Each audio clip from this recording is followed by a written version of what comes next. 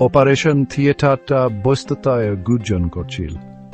সার্জনরা অক্লান্তভাবে কাজ করে আসছিলেন, তাদের প্রতিটি হাতের কাজ ছিল নিখুঁত। টেবিলে একটা ছোট্ট মেয়ে শুয়েছিল। জটিল ব্রেন সার্জারির সময় তার জীবন তখন ডোরাকাটার মুখে। মিনিটের পর মিনিট, ঘন্টার পর ঘন্টা তারা তাকে বাঁচানোর জন্য লড়াই করে আসছিল। তারপর একটা শব্দ সেই নীরব ঘরের বাতাসকে বিদ্ধ করল। হার্ট মনিটরের ক্রমশ ধীর গতির বিপ ও বাজার শব্দ। প্রতিটি বিপ একটা হতাশার আবেদন। তার হৃদয় একবার ঝাঁকুনি দিল, শেষ একটা অতি দুর্বল স্পন্দন, তারপর নীরবতা। অপারেশন থিয়েটার কয়েক মুহূর্ত আগেও এখানে কার্যকলাপের ছাড়া বাইছিল, মুহূর্তের মধ্যে মধুর নীরবতায় থেকে গেল। কিন্তু সেই ছোট্ট মেয়েটির জন্য কিছু অসাধারণ ঘটছে। যখন তার শারীরিক দেহ অপারেশন টেবিলে পড়েছিল, তখন সে অনুভব করলেন তাকে টানছে কোন অদৃশ্য শক্তির দ্বারা। অপারেশন থিয়েটারের ঠান্ডা, জীবাণুমুক্ত অনুভূতি ক্রমশ মিলিয়ে গেল, এক স্বস্তিদায়ক উষ্ণতায় ভরে গেল। সে আর তার শারীরিক দেহ দ্বারা বাধা ছিল না, তার পার্থিব খলসের সীমাবদ্ধতা থেকে মুক্ত। তার চেতনা বিস্তৃত হল, এক প্রাণবন্ত ঊর্জাবান রাজ্য জুড়ে সে কখনো জানত না। এটা ছিল এক অনন্য যাত্রার সূচনা, জীবনের আবরণের বাইরে এক যাত্রায় সে জানত। নিচের দিকে তাকিয়ে সে দেখতে পেল তার নিথর দেহ অপারেশন টেবিলে, চারপাশে সার্জন আর নার্সরা ব্যস্ত।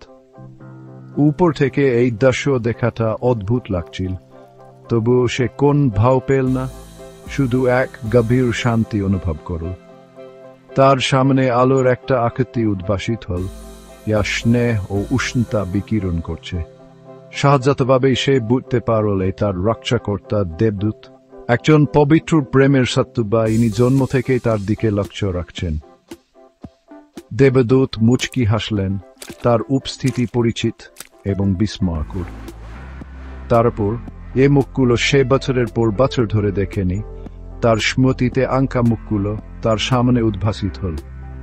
তার ঠাকুমা, তার দাদু এবং তার ছোট ভাই, যারা সবাই এই পৃথিবী থেকে চলে গেছে, তার দিকে অসীম প্রেমে বিকিরণ করছে।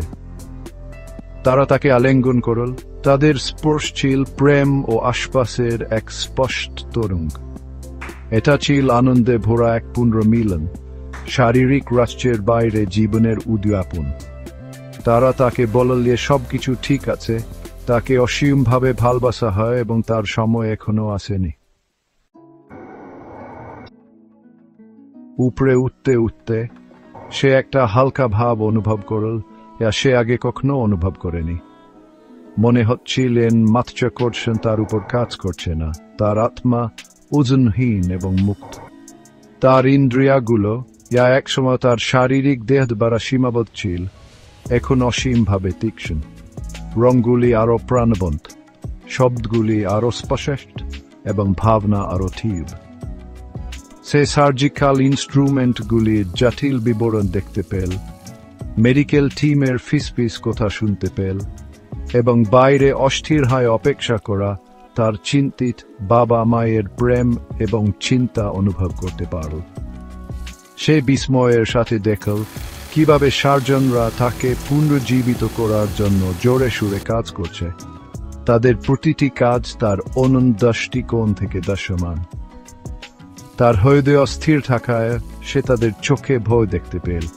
তারা এখন চিকিৎসা নির্দেশ দিচ্ছিল, তখন তাদের কণ্ঠে তাড়াহুড়ো শুনতে পেল।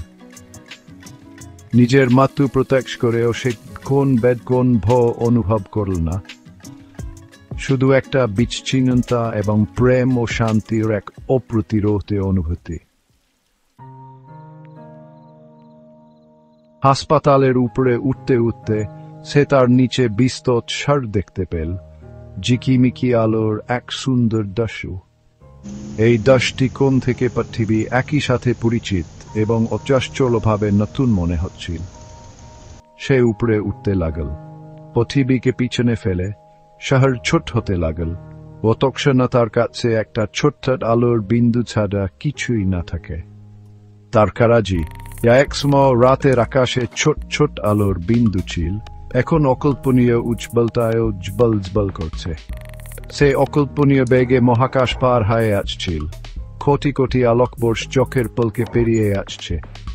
তবু সে কোন ভয়ও পায়নি, শুধু উত্তেজনা।